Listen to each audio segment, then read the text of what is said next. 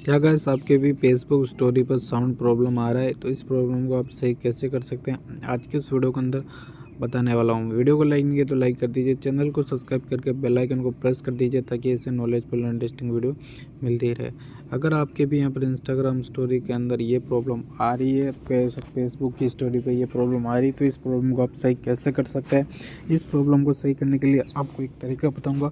वो तरीका क्या है? वो तरीका आपको सबसे पहले आपको क्या करना है, फेसबुक को ऐप पर क्लिक करके रखना, ऐप इन्फो पर जाना है। यहाँ पर जाओगे ना तो आपको क्या करना होगा, यहाँ पर अनइंस्टॉल कर देना।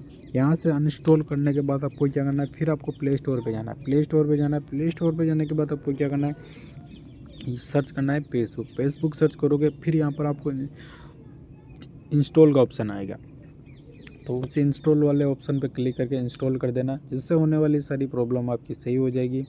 तो वीडियो कैसी लगी कमेंट करके ज़रूर बताना, वीडियो पसंद आई तो लाइक कर देना।